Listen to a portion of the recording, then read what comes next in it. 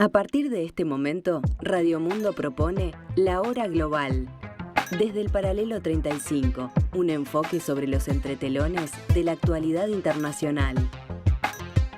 Conducción, Gustavo Calvo. Participan Leo Harari y Ricardo Barbosa. La Hora Global, otra forma de analizar el nuevo desorden mundial. Muy buenas tardes, amigos, los recibimos otra vez fuera de los estudios de Radio Mundo, pero haciendo un nuevo capítulo de La Hora Global. Hoy con un tema que entendemos interesante, que entendemos que es un tema de relaciones internacionales, aunque aparentemente no lo sea. Le damos la bienvenida a este capítulo de lo que llamamos La Hora Global, pero que, como ustedes saben, siempre hacemos esta introducción, es una forma de ver el mundo, una forma de entender ese nuevo giro del planeta, entender este nuevo desorden mundial. Desde aquí, desde el paralelo 35, con ustedes y siempre para ustedes. Empezamos con una frase provocativa. Vamos a empezar por un telescopio, que se murió de hambre.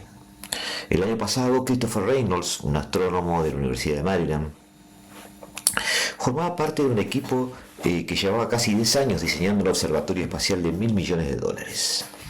Se llamaba AXIS, las siglas en inglés de Satélite Avanzado de Imágenes de Rayos X. Y su ambición era mirar hacia atrás en el tiempo, hasta los primeros agujeros negros del universo. En octubre del 2024, el proyecto había conseguido una subvención de la NASA, la agencia espacial estadounidense, para pulir la idea. Todo parecía ir bastante bien, cuenta Reynolds, y después empezamos a recibir golpes.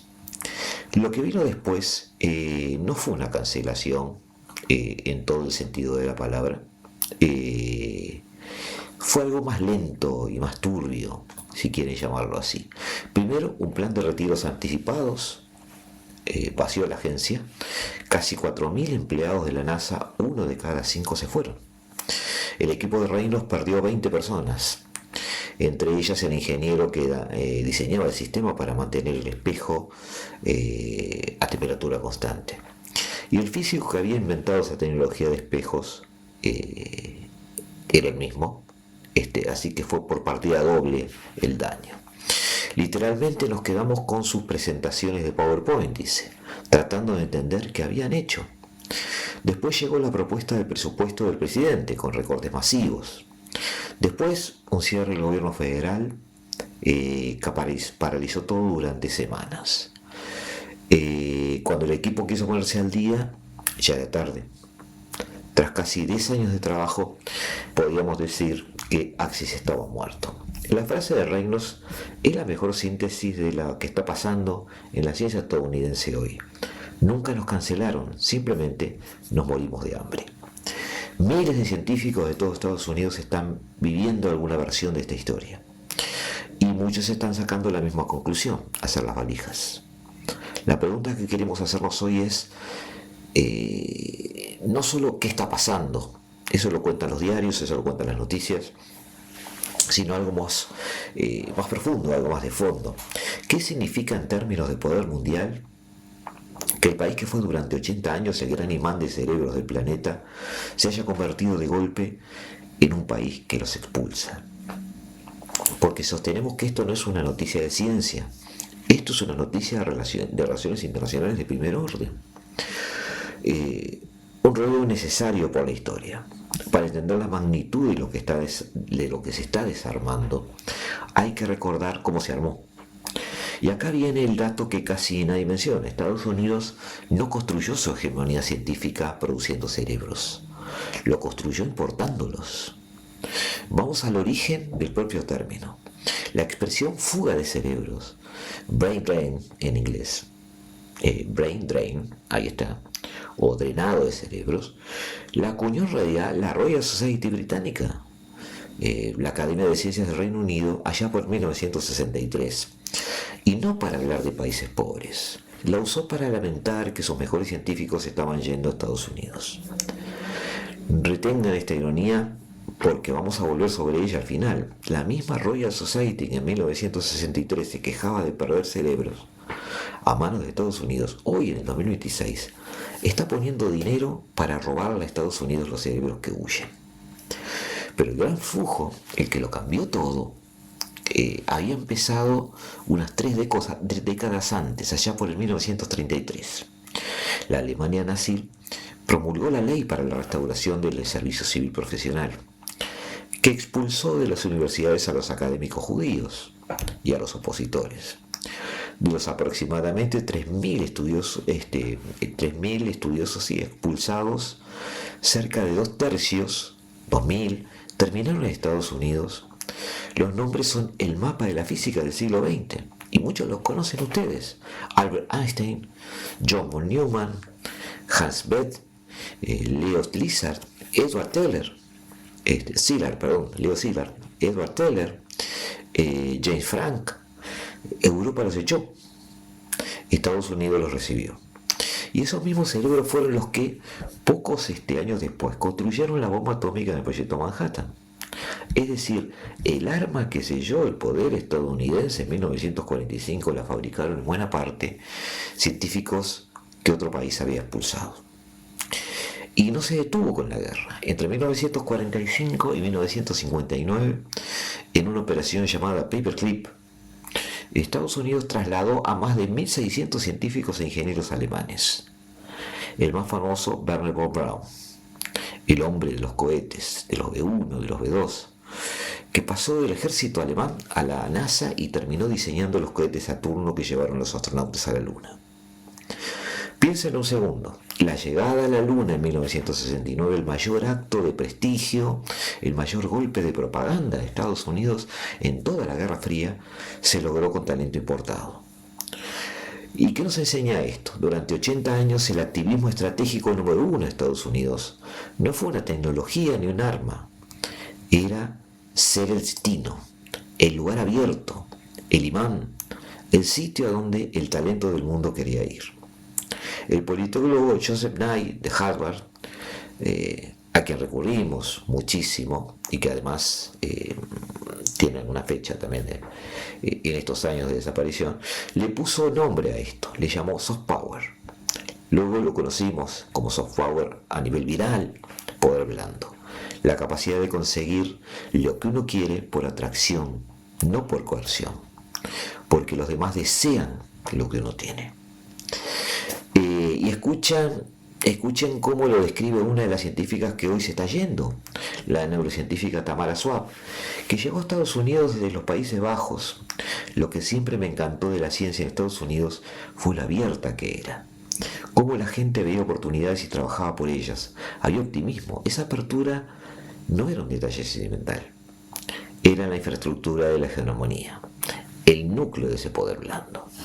Ese fue además el corazón de un pacto.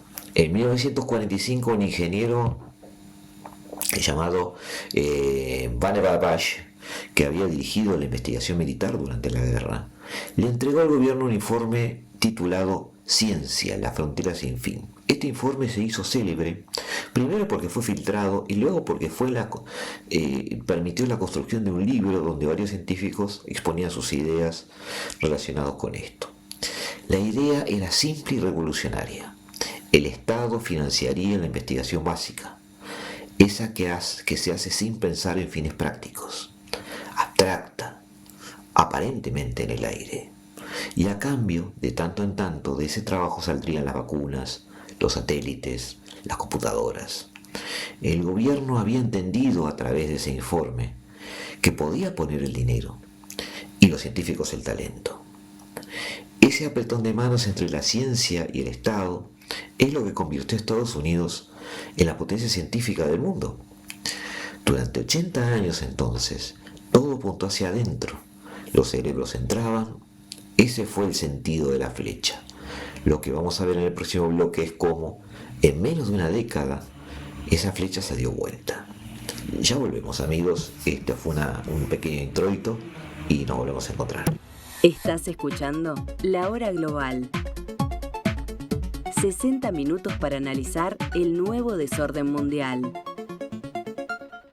Seguimos, amigos, seguimos haciendo La Hora Global Desde el paralelo 35 seguimos intentando identificar causas, consecuencias, analizando este nuevo desorden mundial. Y estábamos con un tema que, más que científico, para nosotros es un tema de relaciones internacionales. El drenaje de brain drain, como lo llamaban los británicos, de cerebros, la fuga de cerebros, en este caso Estados Unidos cruzando el Atlántico en sentido inverso de lo que lo hacía en 1963. La flecha que vimos invertirse no se dio vuelta de golpe, se invirtió en 2 tiempos. Hubo 2 expulsiones, no una. Y conviene verlas por separado porque tienen víctimas distintas, motivos distintos, y la segunda es más grave que la primera. La primera expulsión, los científicos chinos, empieza en noviembre del 2018, con algo que el Departamento de Justicia de Estados Unidos bautizó, sin demasiada sutileza, la iniciativa china. Sobre el papel, el objetivo era legítimo: combatir el espionaje industrial, el robo de propiedad intelectual por parte del Estado chino. Estábamos todos muy contentos de que eso sucedía, no solo en Estados Unidos, también en Europa. En la práctica se convirtió en una red de arrastre que cayó sobre miles de investigadores de origen chino, muchos de ellos ciudadanos estadounidenses, por el solo hecho de tener vínculos, colaboraciones o financiamientos relacionados con China. Se investigó a científicos por no declarar una charla en una universidad de Pekín, por una cuenta bancaria, hubo un caso muy claro de eso, por un currículo. Y acá está lo revelador: buena parte de estos casos se cayeron en los tribunales. El caso más resonante, el del físico Gang Chen, del Instituto Tecnológico de Massachusetts, del MIT, terminó con todos los cargos retirados en el 2022.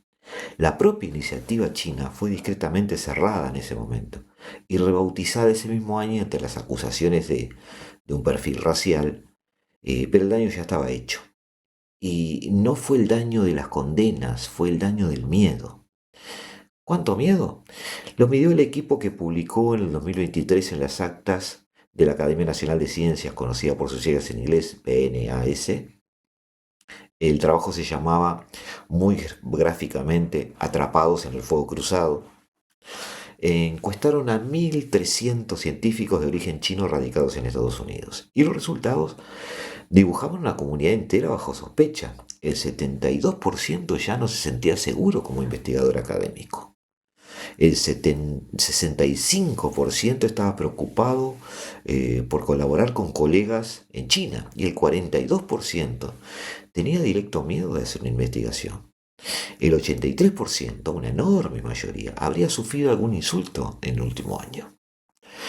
Y lo más costoso para el propio Estados Unidos, el 45%, casi la mitad, admitió que evitaba pedir subvenciones federales, la principal fuente de dinero para la ciencia en Estados Unidos, por temor a cometer un error administrativo o terminar procesado. En este caso, el 61%, creo, sí, 61%, no llegaba a las 2/3 partes, ya había pensado en irse del país. Muchos se fueron. Los números del éxodo, reconstruidos a partir de las afiliaciones en las publicaciones científicas entre 2010 y 2021, hablaban de casi 20.000 científicos de origen chino que habían empezado su carrera en Estados Unidos y que cambiaban de país. El ritmo anual se triplicó, de unas 900 salidas en el 2010 a más de 2.600 en el 2021.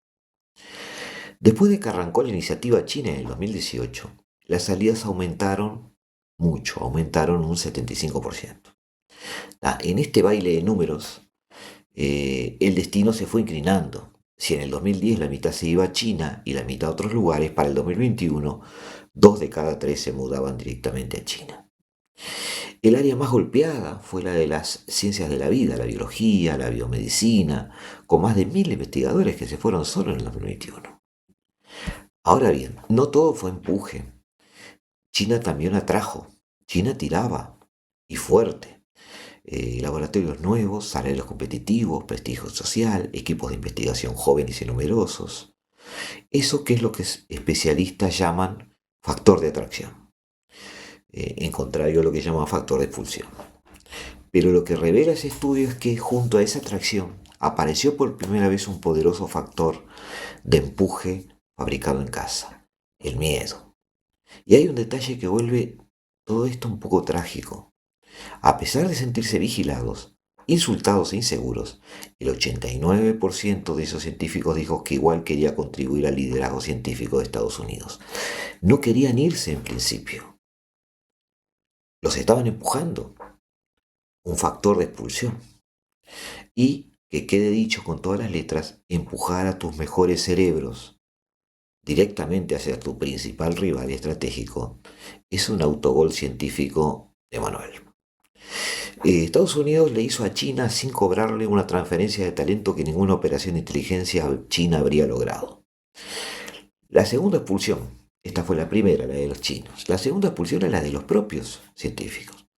Si la primera todavía no se podía envolver en el argumento de la seguridad nacional, envolver en el argumento de la seguridad nacional, sí, se podía envolver, está bien dicho. La segunda no tiene ninguna coartada, no tiene ninguna razón de ser, ninguna excusa.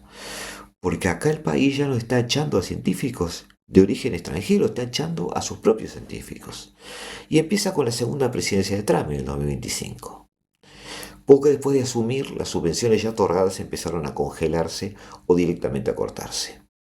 Universidades enteras fueron señaladas y castigadas por hacer investigación sobre temas de raza o de género. Y las dos grandes agencias que sostienen la ciencia estadounidense fueron intervenidas y remodeladas para alinearse con la Casa Blanca.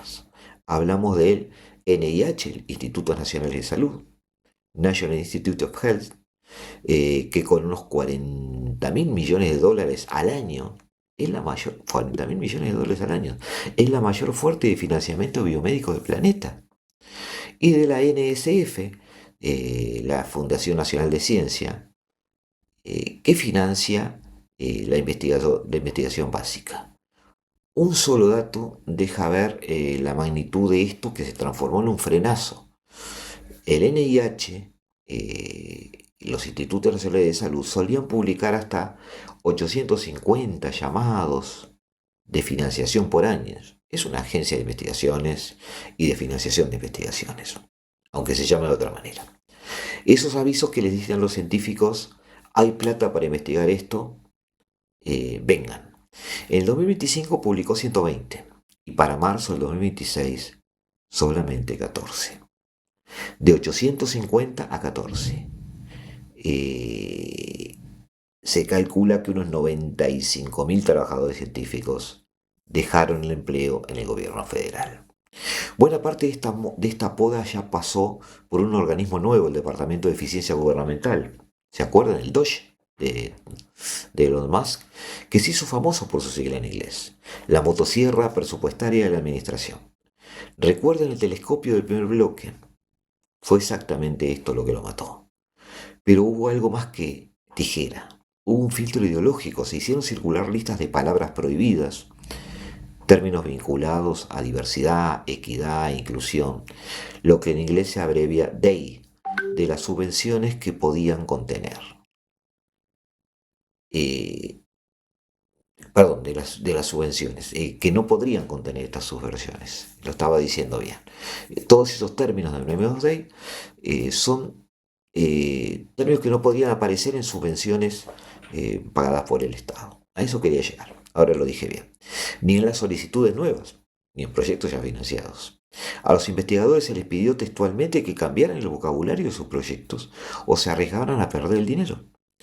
Una funcionaria del propio NIH, Gina Norton, contó que investigadores la llamaban para cambiar preventivamente las palabras de sus solicitudes antes de que se las cambiaran. Ella protestó tanto que la mandaron de licencia administrativa. Líneas enteras de investigación. Por ejemplo, el estudio de cómo la pobreza o la discriminación afectan la salud, quedaron directamente censuradas. Y hubo un golpe específico contra la ciencia internacional. Por primera vez se le prohibió a los beneficiarios de las subvenciones subcontratar colaboradores en el extranjero. Escuchen lo que dice Christian Andersen, un biólogo de Scripps Research en California, que estudia enfermedades como el ébola y la fiebre de Lassa. Obviamente, dice Andersen, Esto es un problema cuando estudias enfermedades que no están en el país. Esa es toda mi carrera, es la razón por la que viven en Estados Unidos. ¿Cómo puedo estudiar si no puedo contratar a gente que está en el lugar de los hechos? Han de dar cuenta que, donde antes recibía 200 postulantes para un puesto en su laboratorio, un tercio de ellos europeos, este año recibió 100. Y ninguno de Europa. Ninguno. Ese es el termómetro. El mundo dejó de querer ir, aparentemente. El resultado humano, científicos de primerísimo nivel haciendo las valijas. Megan Peters, neurocientífica de la Universidad de California de Irvine, se muda este año al University College of London. Tamara Swab, que ya la mencionamos, y Rob Magnum, un matrimonio de neurocientíficos con más de 3 décadas en la Universidad de California, en Davis, se van a la Universidad de Birmingham, en Inglaterra. Y no son casos sueltos. Una encuesta de la revista Nature en marzo del 2025, respondida por unos 1.650 científicos, encontró que el 75% estaba considerando irse del país. Entre los más jóvenes, los que recién empiezan su carrera, la cifra trepaba al 79%. Y estos son justamente los empleos del futuro, como dice el astrónomo del telescopio muerto. En el primer trimestre del 2025, las solicitudes de científicos estadounidenses para trabajar en el exterior crecieron un tercio con respecto al año anterior. Y acá está la clave de este bloque. Los que recién salieron a cazar con la billetera abierta, esto no es una emigración espontánea. No pensemos en gente huyendo de un sistema político opresivo. Estamos viendo gente huir de donde no hay dinero a donde hay dinero. Es un reclutamiento organizado, financiado y coordinado por los competidores de Estados Unidos, que obviamente también piensan, obviamente también ven sus intereses. La Unión Europea lanzó en el mayo del 2025, en un acto en la Universidad de la Sorbona, encabezado por la presidenta de la Comisión Europea, Ursula von der Leyen, y por el presidente francés, Emmanuel Macron, un programa llamado Elijan Europa para la Ciencia, 500 millones de euros para atraer investigadores. Y el Consejo Europeo de Investigación, el ERC, por sus siglas en inglés, duplicó de 1 millón a 2 millones de euros la ayuda a quien se mude y creó una super subvención a 7 años. Francia agregó 100 millones de euros por su cuenta. El Reino Unido montó un fondo de talento global de 54 millones de libras, que cubre la mudanza, el salario y hasta las visas de los que llegan. La Royal Society que mencionábamos hoy, sí, la mismísima que en el 63 inventó el término fuga de cerebros, puso otros 30 millones de libras. Y China, que fue la primera en aprender este juego, jubiló su viejo programa de reclutamiento, lanzó uno nuevo orientado a menores de 40 años y estrenó en octubre del 2025 lo que llaman una visa K para atraer talento científico joven sin siquiera exigir un contrato previo. Según un recuerdo de la cadena CNN, al menos 85 científicos que trabajaban en Estados Unidos se sumaron a instituciones chinas a tiempo completo desde comienzo del 2024, más de la mitad de ellos en 2025. Fíjense en una simetría histórica, porque es perfecta pero también terrible. El siglo XX el mundo entero financiaba sin querer la ciencia estadounidense. Le mandaba sus cerebros gratis. En el siglo XXI el mundo entero se organiza y pone dinero para llevárselos de vuelta. La misma corriente en sentido inverso. Recapitulando, no es un éxodo, son dos. Primero los chinos empujados por el miedo. Luego los propios empujados por la por la asfixia presupuestaria, la falta de dinero y por la política, que también está. Y en los dos casos el talento no cae en el vacío, lo esperan con contrato y cheque los rivales. Estados Unidos está regando aplicadamente el jardín del vecino. En el próximo blog vamos a ver por qué esto importa tanto en términos de poder mundial. ¿Y qué es exactamente lo que se está desarmando? ¿Cómo se construyó ese sistema? ¿Y cómo se desmorona? ¿Y qué tiene que ver todo esto con nosotros acá en el sur? Porque pierdan cuidado, amigos, les aseguro que tiene mucho que ver. La hora global. Una mirada al nuevo desorden mundial.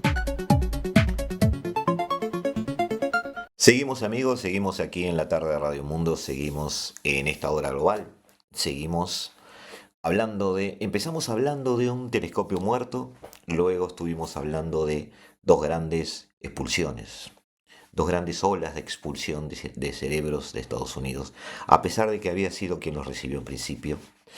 Y bueno, eh, habíamos dicho que esto era un tema que para nosotros es un tema de relaciones internacionales porque implica una de las bases del poder dominante de las potencias hoy en día, que ya no pasa solo por los cañones. Aquella frase de mantequillas o cañones empieza a transformarse, ¿no? Mantequillas o telescopios, mantequillas o laboratorios. Empiezan a cambiar aquellas variantes donde los gobernantes empiezan a asignar prioridades y de alguna manera es novedoso porque el mundo sigue innovando e innovándose incluso sus relaciones de poder. Y esto es poder, no ciencia. Para entender lo que de verdad está en juego conviene traer una pensadora que trabajamos mucho en este espacio. Se llama Susan Strange, la británica que fundó la disciplina de la economía política internacional.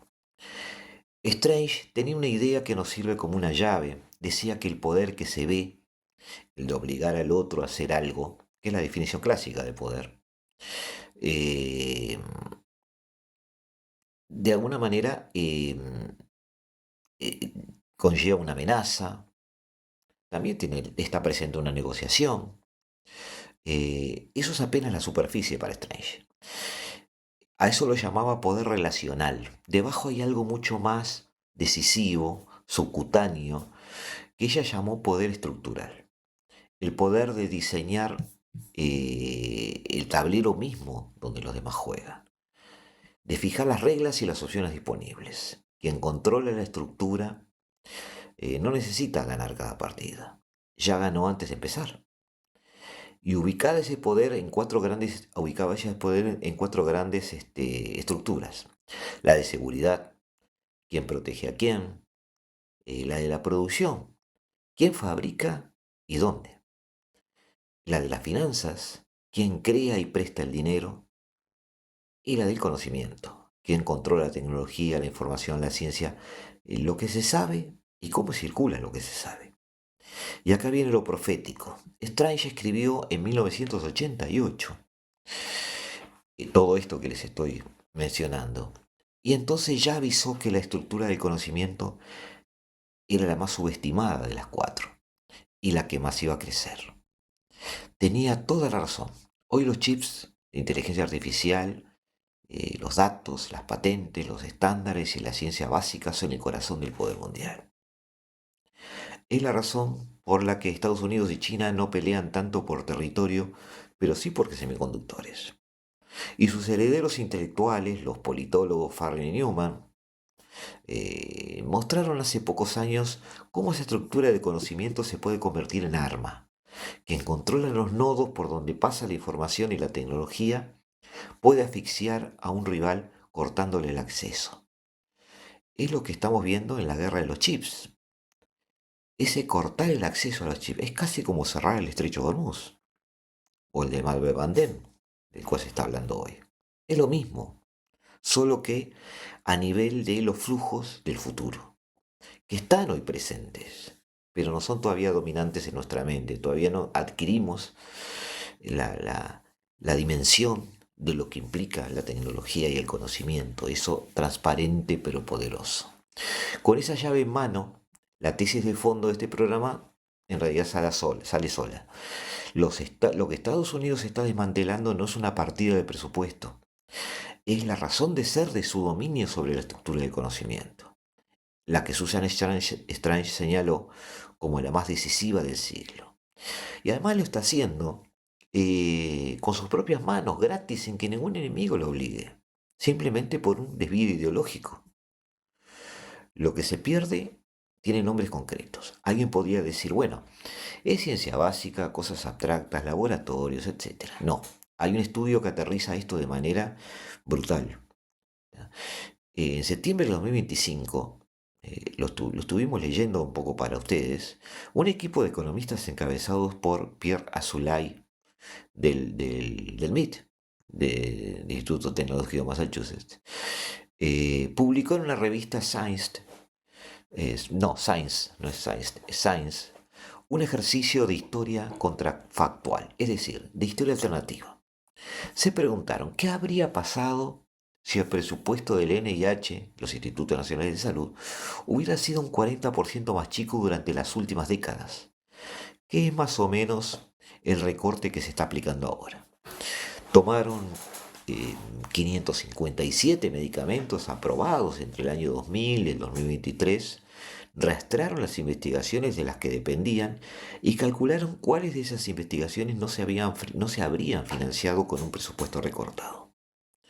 El resultado pone los pelos de punta, créanme. Cerca de la mitad de los medicamentos no existirían hoy. Entre los que se perderían, el Glepec, el que fue el tratamiento verdaderamente eficaz contra la leucemia, la leucemia mieloide crónica, creo que se llama así. El Truvada, clave contra el VIH, el virus de SIDA. El Erlotinib, contra el cáncer de pulmón. Y hay un detalle que explica por qué esto no se puede planificar como una fábrica. Uno de los medicamentos más exitosos contra la obesidad y la diabetes en los últimos años, de la familia de los llamados GLP-1, se desarrolló a partir de un estudio de saliva del monstruo de Gila, un lagarto del desierto.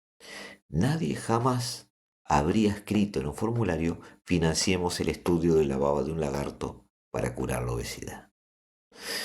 Y sin embargo, ese es el punto en que los científicos repiten: la investigación básica es impredecible por definición. Por eso hay que financiar mucho y hay que hacerlo a ciegas, sabiendo que solo una fracción dará frutos, pero que los frutos mayores salen de ahí. Ese es justamente el trato. Este pacto del que hemos hablado ya se está rompiendo, como se construyó todo esto. De eso hablaba el pacto. Financiando ciencias básicas, esperando un retorno que no sabemos si viene. Porque lo que está desarmando tiene fecha de nacimiento. En 1945, hacia el final de la Segunda Guerra Mundial, un ingeniero llamado Vannevar Bush, recién lo mencionamos, que había dirigido la investigación militar estadounidense durante la guerra, le entregó al gobierno ese informe que se volvería célebre: Ciencia, la frontera sin fin. Bush había visto que la ciencia de alguna manera ganó la guerra. No solo la bomba atómica, no solo hablamos de eso, hablamos del radar, hablamos de la penicilina. Propuso institucionalizar esto en tiempos de paz con una idea simple y radical: el Estado financiaría con dinero de los impuestos la investigación básica, esa que se hace sin pensar en fines prácticos, como lo habíamos ya adelantado en el bloque anterior. Y de ese fondo, con el tiempo, iban a salir los satélites, las computadoras y las vacunas, como también lo adelantamos. Dijimos que el gobierno iba a poner el dinero y que los científicos el talento. Y de tanto en tanto también adelantamos: aparecerían o no los milagros. Y esto es importante: el razonamiento de Bush era explícitamente social. Escribió que sin progreso científico no habría salud, ni empleos, ni defensa de las libertades. No habría, digamos, lucha contra la tiranía. Ese apretón de manos entre la ciencia y el Estado es un pacto que convirtió a Estados Unidos en la potencia científica del mundo. Y le está dando hoy quizás una de las propias ventajas que tiene frente a China. Porque hay determinadas áreas donde los chinos realmente están avanzando, pero tienen siempre por delante Estados Unidos en áreas muy específicas que tienen que ver con la ciencia. Ahora bien, ya que viene el matiz que va a salvar esto de que sea un panfleto. No quiero hacer panfletos, amigos. Quiero hacer cosas serias y ustedes me ayudan a eso y yo les agradezco. Ese pacto ya venía enfermo mucho antes de Trump. La propia revista Science American lo reconoce y es de una honestidad que conviene imitar. A partir de 1980, con la ley llamada Bayh-Dole, by y una H al final, Dole, las universidades pudieron quedarse con la propiedad de lo que descubrían con dinero público. La investigación empezó a mirarse como un negocio, se alió con el capital de riesgo y la ciencia dejó lentamente de medirse por descubrimiento para medirse por patentes y por dinero. Esa dinámica interna malsana existió. A pesar de todo lo que hemos dicho, esto también existió. Un sociólogo bautizó esto como capitalismo académico, la idea de que toda investigación debe ser económicamente rentable y de que todo ese científico debe ser poco menos que un emprendedor.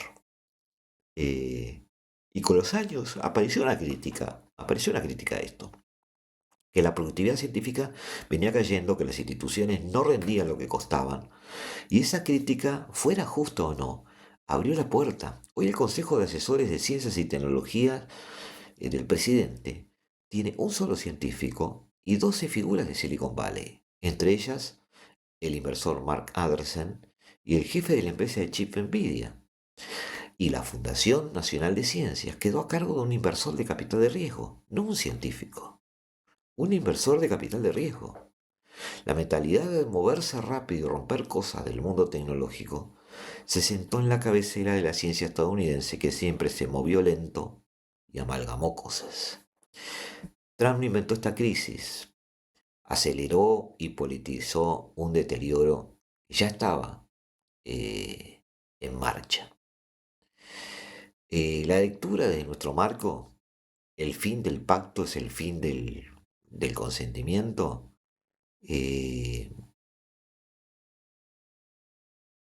de alguna manera encuadra lo que queremos decir. Los que siguen este espacio saben que hemos venido trabajando en la idea del interregno, ese concepto que Antonio Gramsci, el momento, Antonio Gramsci, digamos, de alguna manera, lo utilizó muy a la pasada, pero después se utilizó mucho. Lo que estaba diciendo Gramsci es que en el año 2000, 1929, cuando estaba escribiendo sus cuadernos de la cárcel, preso por Mussolini, también crítico con Lenin, describía un momento en que lo viejo no termina de morir y lo nuevo no termina de nacer. En el medio, decía Gramsci, aparecen los grandes monstruos. Y la clave gramsciana es que la hegemonía no es solo fuerza, es sobre todo consentimiento. Es bastante estudiado en relaciones internacionales el concepto que Gramsci aporta sobre el tema de hegemonía. Él habla de una hegemonía que es aceptada, que es consentida, que de alguna manera quien ejerce el dominio sobre otro en relaciones internacionales se aplica a esto. Altera el tablero, como decía Susan Strange, de tal manera que tú aceptas que yo te domine. Tú aceptas que yo lleve la iniciativa. El que manda, manda de verdad cuando los demás aceptan que mande. Cuando su forma de ver el mundo se vuelve el sentido común de todos. Es decir, ha conquistado a otros casi como convirtiéndolos religiosamente. Entonces, sostenemos que los científicos que se van son la retirada del consentimiento hecho éxodo. Es decir, ese consentimiento que de alguna manera había, ya no está y se transforma en éxodo. Cuando la neurocientífica Schwab dice que ese optimismo que amaba ahora está más presente en los científicos británicos y europeos, está diciendo, en el fondo, que dejó de creer. Está diciendo que aquella evangelización que hacía Estados Unidos cesó, se desvaneció, desapareció. Cuando la neurocientífica Schwab dice esto, entonces, de alguna manera habla de una hegemonía que pierde a los que creían en ella y a los que la elegían, a los que querían ir. Se sostiene hoy, si es que se sostiene, y creemos que sí, que todavía se sostiene un poco, por coerción. palabra por palabra la definición gramsciana de una hegemonía en crisis. Por eso decimos que esta fuga de cerebros no es una noticia aparte, es una señal más, y de las profundas, de ese fin del interregno que venimos rastreando en otros programas. Este interregno de acomodación de las potencias está terminando. Se han alineado los flujos comerciales, políticos, militares y también tecnológicos, y por lo tanto también de conocimiento. Se estabilizan, perdón por la expresión, se estabilizan. Los flujos adquieren una forma como adquirieron en 1963, en el sentido inverso. Además de que ese pacto venía enfermo, venía ya con problemas, había empujes, sobre todo chinos, para tratar de tomar el retorno de sus connacionales. Hay que decir varias cosas. Cuidado con lo que podríamos llamar declinismo. Hemos hablado mucho, yo también, de la decadencia de Estados Unidos que se viene anunciando desde la guerra de Vietnam y con el ascenso de Japón de los años 80, 80 y 90, y nunca se consumó como se predijo. Estados Unidos nunca cayó como decían que se caía. Estados Unidos conserva todavía la delantera en inteligencia artificial, en el diseño de chips, en el dólar y por ahora en las mejores universidades del mundo. Sigue estando todavía, a pesar de todo esto que he dicho, sigue estando.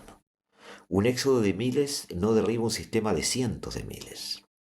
Además, esa encuesta de 75% es de gente que eligió responderla, no de una muestra representativa. Y pensar en irse todavía no es irse. Y esto es importante hoy, amigos, cuando analizamos el nuevo orden mundial, cuando analizamos Estados Unidos o China, no apresurarnos en ese tipo de conclusiones. ¿Esto podría revertirse con un cambio de gobierno? Bueno, varios de los que se van conservan, de hecho, un pie en sus universidades de origen. Siguen enganchados, trabajando remoto. Hay quien confía en que los votantes terminen exigiendo que se restaure la ciencia. Y de alguna manera podrían volver ante un gobierno que responda a sus votos. La ciencia se sostiene igual. El daño autoinfligido a la estructura de conocimiento es real y no tiene precedentes. Pero se vuelve más sólida, más débil o no, según se pase por el filtro de todas estas dudas. Dicho de otra manera, sostenemos la tesis de que el propio Estados Unidos provocó esta fuga de cerebros, si queremos llamarle fuga de cerebros, pero también sostenemos la tesis de que dependerá de muchas acciones en el día a día, no de cosas a largo plazo. Hay una pregunta incómoda que los propios científicos están haciendo y que vale la pena traer, porque habla de las instituciones.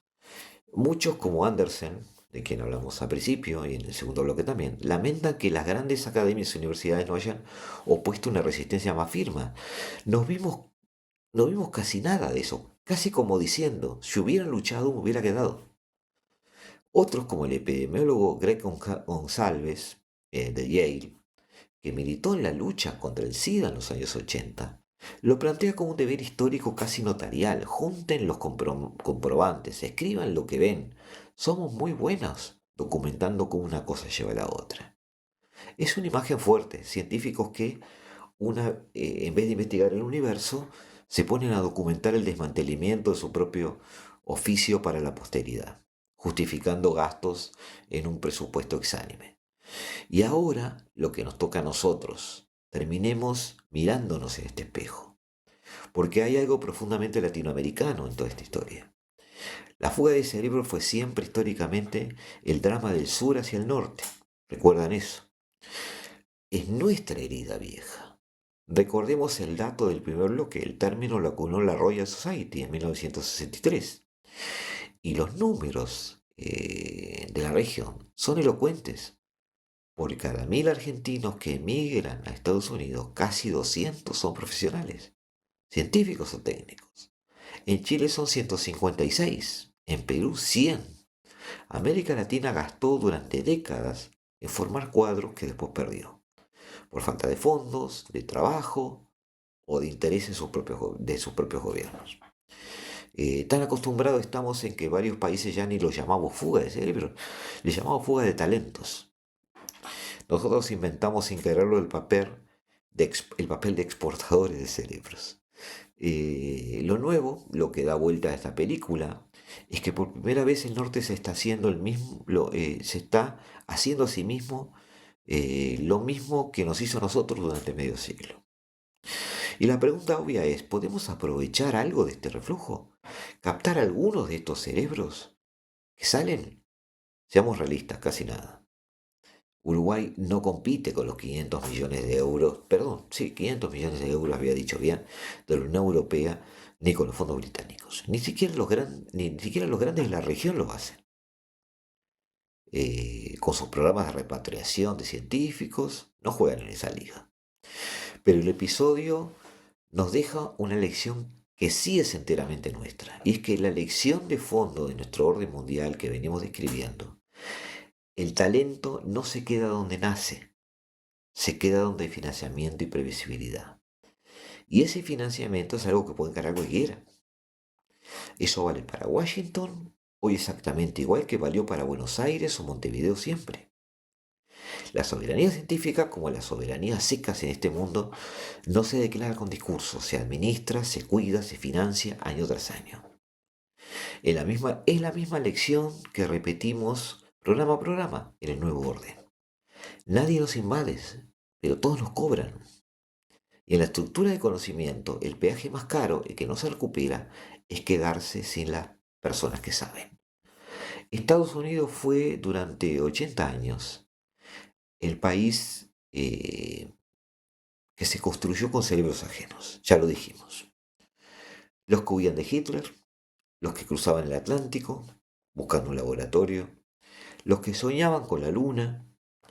La pregunta con la que les dejamos es si lo que estamos viendo es apenas el tropiezo de un par de años, reversible, corregible, o el momento exacto en que una potencia empezó voluntariamente, con sus propias manos, a despedir su propio siglo.